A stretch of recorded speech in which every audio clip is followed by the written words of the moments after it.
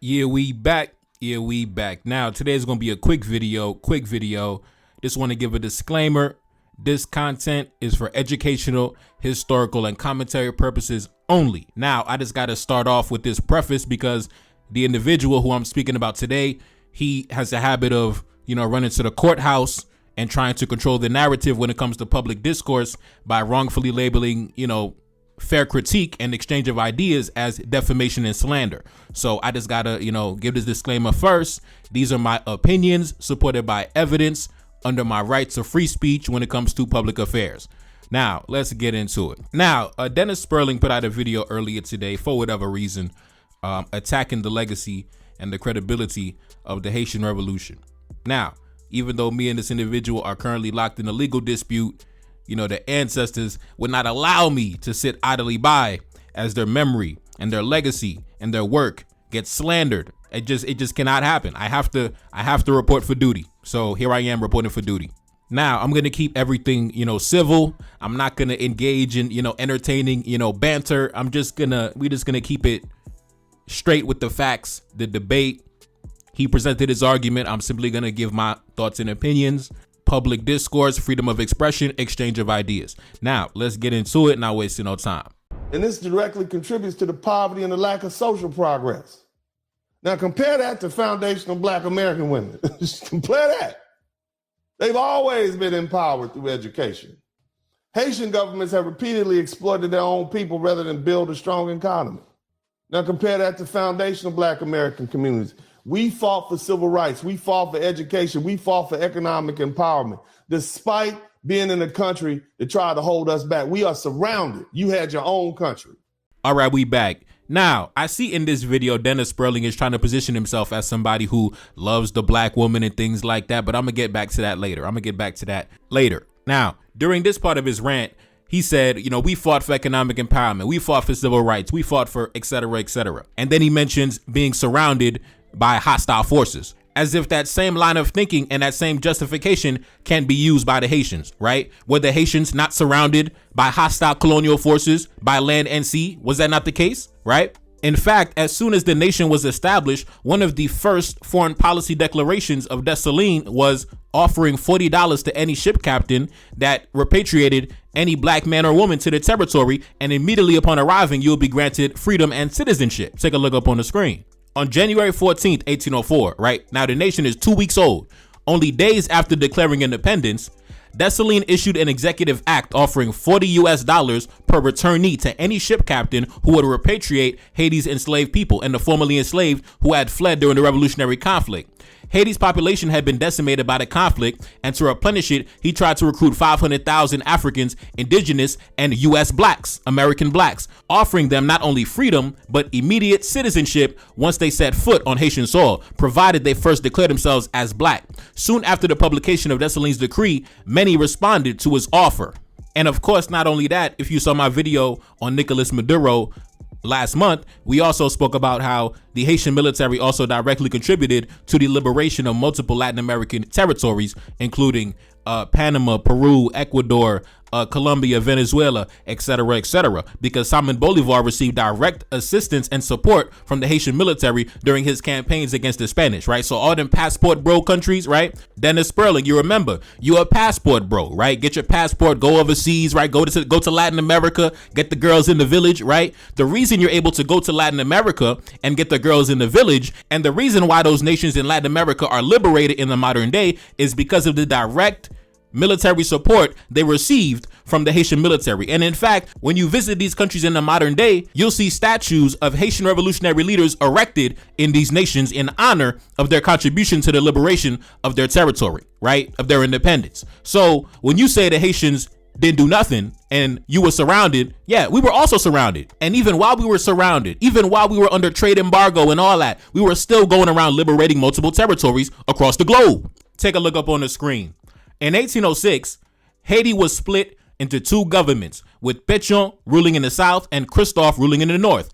Even though both states of Haiti had laws declaring that they would not interfere in the business of other countries, Pétion provided amnesty, weapons, and ammunition to the Venezuelan freedom fighter Simon Bolivar, who defeated Spanish rule and created the independent state of Gran Colombia.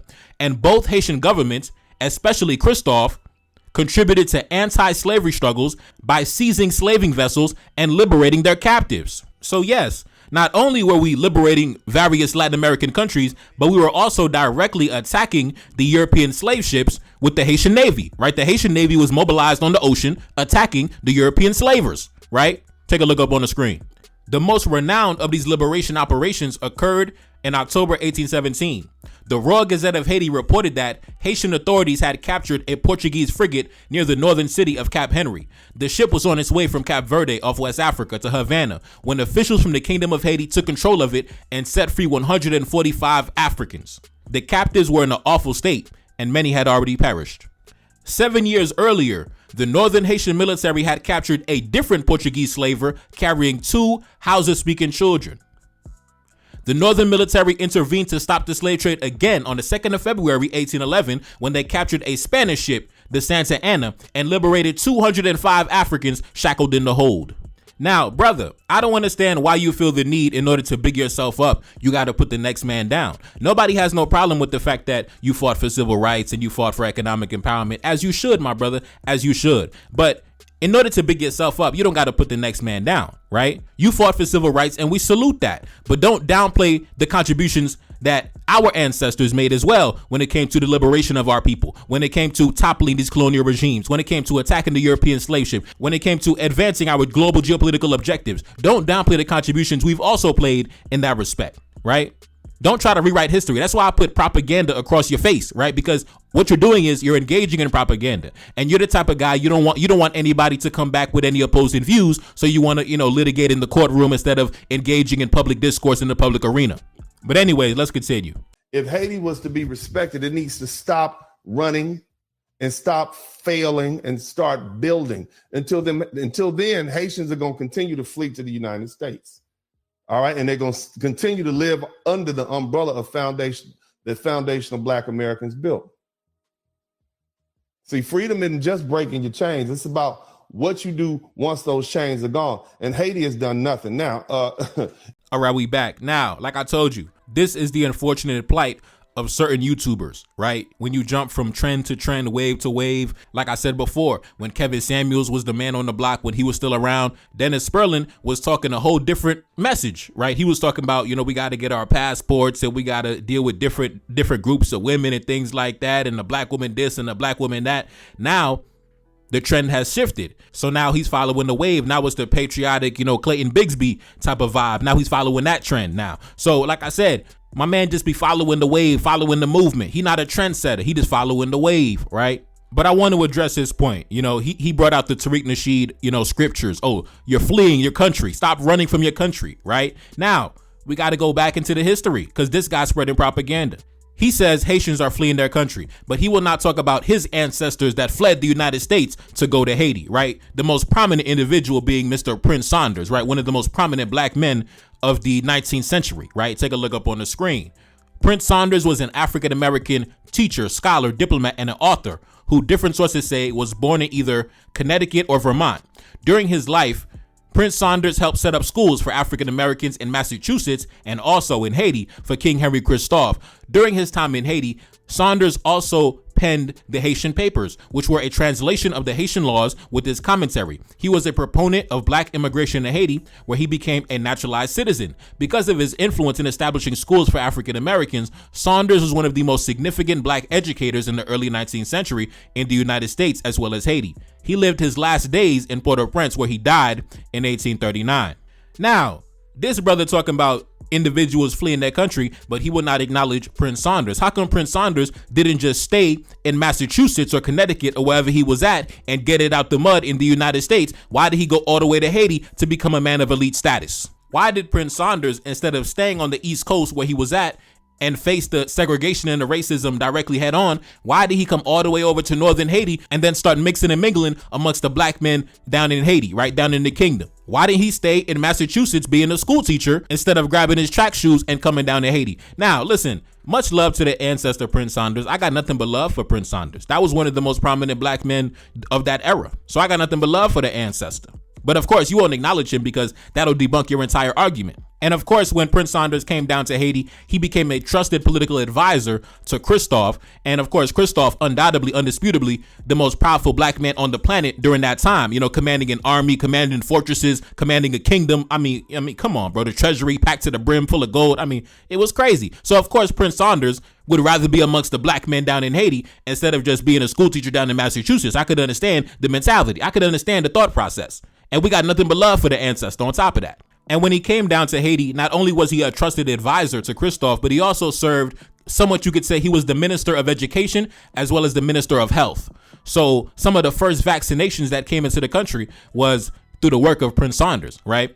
And I believe that he was also integral in those first universities that were established in the nation. So we got nothing but love for Prince Saunders. You know, we don't downplay Prince Saunders because he fled his country. He fled the United States to better opportunities. We got nothing but love for Prince Saunders. And it wasn't only Prince Saunders, because there were also other Americans, black Americans, that saw the success of Prince Saunders, and they also wanted to come down to the kingdom, come down to Christophe's territory to see what was going down, right? Take a look up on the screen.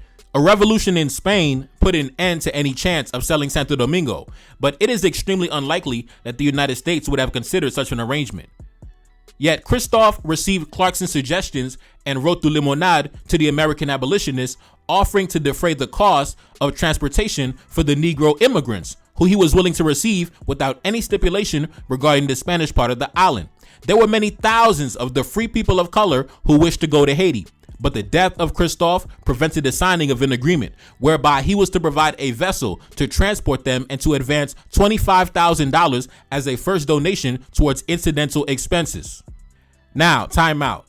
Now, in the weeks and months leading up to Christophe's death, because Christophe suffered a stroke back in the summer of 1820, but one of the final projects that he was working on in the final months of his life, where Christophe was trying to dispatch a ship to the United States, and he said that it would be free of charge, no cost. Anybody who wants to come to the country, come down to the country. As soon as you arrive, you will receive citizenship, and you will also receive $25,000, advance payment for incidental expenses to get settled into the country, right? And Christophe was going to achieve this with the assistance of Prince Saunders, right? Prince Saunders was going to go back to the United States, let his folks know what's going down. We down in Haiti getting money, right? We up in the Citadel getting money, right? So unfortunately, Christophe had a stroke. He was on bed rest for weeks and months, and it was never able to, be achieved. Now, $25,000 back in the year, 1819, 1820, that would be about $500,000, $600,000 in the modern day. So Christophe said, listen, as soon as you come down to the country free of charge, we got 600 racks, waiting for you, just, to get on your feet, right?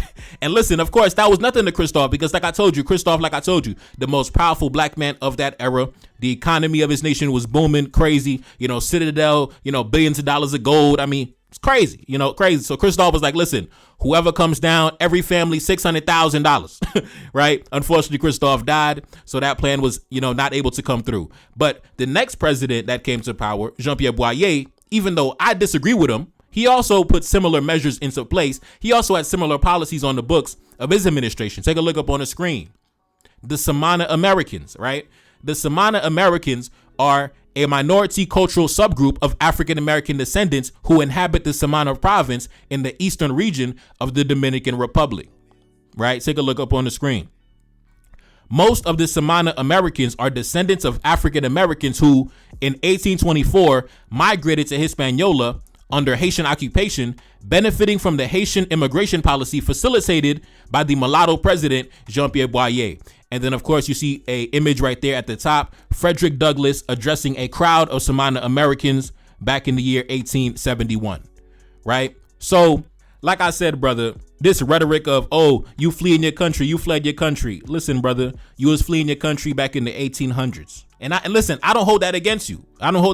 Because back in those times, it was domestic terrorism. It was the Ku Klux Klan. It was the KKK. It was hostile violence. I totally understand why you would much rather be, down in Haiti getting money, chilling under the tropical sunlight instead of dodging, domestic terrorist groups in the United States. I totally understand that. And I don't hold that against you, brother. But stop trying to rewrite the history. Now let's continue. Foundational Black American men do not oppress our women. In fact, our women teach our daughters and our girls not to allow men to oppress them. In fact, we empower them. Now, I said I would get back to this later. Now, in his video, he tried to make the suggestion that, oh, we love and respect and empower our women. I guess he's trying to make the comparison, saying that I guess Haitian men do not have a history of also empowering our women. I guess that's the propaganda he's trying to spread. Now, keep in mind, like I said, before he transitioned onto this new wave of the, you know, super patriotic American Clayton Bigsby type of character, he was on the red pill, you know, Kevin Samuels type of wave back in the day when that was hot, right? Now, of course, that wave died down, so now he's on to the next trend. But this guy trying to make it seem like, oh, we love the black woman so much and we got love and respect for the black woman, knowing goddamn well, Dennis Spurling, don't make me pull up the old documents. Don't make me pull up them old videos of what you were saying about the black woman back in the day, bruh. What that means is I represent that cold shoulder that you're going to begin to feel from black men. And we see you for who you are, black woman. We see you for the hate-filled individuals that you become because of your selfishness and your waywardness. But let me tell you the difference between you and that white woman. That white woman stood by her man. Through 500 years of blood and guts, she stood by her man. They did an international study of all the men and all the women. They're like, what's the most attractive race? And like number one for women was like white women, right? Right. So all the men were like, we like white women. And number two was like Asian women. Number three was like, you know, some kind of like East Asian, like Indian. Yeah. You know, and all the way at the bottom was the black women. Right. No, and all the way at the bottom was the black women. Right. All right, we back. Now, this same alleged character who says, oh, we love and respect and empower the black woman. Back in the day, you was bigging up the white woman. Talking about, oh, the white woman is so loyal and so reliable. No, she's not. At the first opportunity that she had to get away from the white man through independence, through feminism, through her own, you know, asserting her own sovereign rights, she took that opportunity at the first chance. At the first chance to get away from the white man, she took it. And meanwhile, you sitting on the internet talking about, oh, the white woman stood by her white man. The white woman stood by her man. Oh, please. Oh, please. White women, they would rather go to work instead of get married. They'd rather be independent instead of get married. They'd rather go sleep with black men instead of get married. And you talking about, oh, the white woman stood by her man. Meanwhile, you trying to wag your finger at the black woman and trying to big up the white woman. One thing you can say about Neferkari Dessalines, you've never seen me put a video on my channel where I was bigging up another group of women above black women. Regardless of anything I say, you'll never see me big up another group of women, another culture of women above black women, regardless of their faults and imperfections. And I damn sure am not going to invite a white man onto my channel to talk about, oh, the black women, they're the bottom of all women. They're the worst of all women. And you sitting there, you didn't even debunk him. You didn't even check him in his face on the spot. You sat there, oh yeah, right. You let him get that garbage off on your own platform. If that was me, listen, we ending the live stream right there. The live stream over. I'm deleting the video. You destroyed the stream, right? But you sat there, oh, right. Now, I want to go back to the claims that he was making. Oh, we empower our women. We respect our women. Basically saying that we don't respect and love our women. Is that what you're trying to say, brother? First things first, the only place in the world where the black woman was crowned as a queen outside of Africa. I'm not talking about in Africa because, of course, we already know it was an abundance of queens throughout history. But the only location in the world where a black woman was on a throne as a queen, head of state, was in Haiti. The only place where the black woman was crowned as the queen of the nation outside of Africa was in Haiti. So when you're talking about black men who empowered their women, listen, you got to put us up in the Hall of Fame when it comes to that. Regardless of our flaws and imperfections, you got to put the Haitian man in the Hall of Fame when it comes to empowering the black woman, right? Only 2 women outside of Africa crowned as queen. Take a look up on the screen. Empress Marie-Claire Heureuse Félicité Bonheur, the Empress of Haiti, from 1804 to 1806 as the wife of Dessalines. And then, of course, we got Queen Marie-Louise Quadavid, the Queen of Haiti from 1811 to 1820 as the spouse of Christophe, right? And not only that, but back in the 1990s, the first female president of African descent in the Western Hemisphere, it was in Haiti. right? So when y'all was talking about, oh, Kamala Harris, this and that, Kamala Harris, this and that, we already put the Haitian woman in the seat of power as the head of state back in the 90s. Back in the 90s, bruh, when you were still in school, our women was already head of state, right? Take a look up on the screen. Bertha Pascal Trujillo was a Haitian politician who served as the provincial president of Haiti in 1990 and 1991. She was the first woman in Haitian history to hold that office and the first female president of African descent in all of the Americas. So listen, brother, and don't get me started. We already know during the revolution itself, we had black women who served as lieutenants in the military, who was on the front lines during battle. Even Dessalines and Christophe's government was full of female dignitaries. So when it comes to empowering and showing honor and respect to the black woman, you got to put the Haitian man up at the top, regardless. We already put the numbers up on the board. We already put the numbers on the scoreboard when it comes to that arena. Like I said, the only man to put the black woman on the throne outside of Africa was the Haitian man. You can't take that from us, brother. You cannot take that from us. Regardless of whatever you want to say, we put the black woman on the throne multiple times. So stop it, brother. Stop it. Don't come with that, oh, we love the black woman garbage. You let a white man sit up on your own channel and say black women are the bottom of the barrel, and you did not even say nothing. You sat there, right. Brother, please. Don't get me started, brother. Don't get me started. We're not doing that. Anyways, man, I'm not going to be here too long. Like I said in the beginning of the video, everything I've said in this video was for educational, historical, and commentary purposes only, right? This is public discourse. I'm simply presenting my analysis, and I'm simply responding to statements made by a public figure. Everyone has a right to their opinion, and this is mine, right? If you disagree, that's your right to agree, but it's simply public discourse. It's not personal attacks. It's not slander. It's not false labels. Anyways, thanks for watching. I'm gone. Peace. Told me she loved me and said that it's real. So independent, ain't signing no deal. Feel like a king and I'm up at Cap Henry. I'm in the citadel, top of the hill. Trying to run up and we let off a cannon. Secret location, I'm keeping it sealed. You ain't retaliate, Franco Medina came to the country and he got killed. You ain't retaliate, Rafi Mans. Thought you was loyal, thought you was real. Didn't even want to come pick up the body. Had your man locked up, he died in the cell. Up at the palace, I'm throwing a party. Right on the south and I'm giving them hell. And my little shorty, she looking exotic. African features, she casting a spell. Run to the check like I work on my fitness. Wake up each morning and handle my business. Said that she love me, she want my genetics. Wanna get married and make it official. Wanna get married and have my babies. Up in the city, I'm riding Mercedes. Up in the city, they treat me like royalty. Feeling like Dolph, talking about lords. Spreading my wings and I had to get fly. Up in the top, an incredible vibe. Came from the bottom, I'm up in the sky. Everyone look and said, baby, you fine. Wake up each morning and handle my business. They just be talking, you see me, I live it. Ride on my enemies, sounding like thunder. 1804, got that shit in my spirit. 1804 when I step in the building. 1804, that's word of my mother.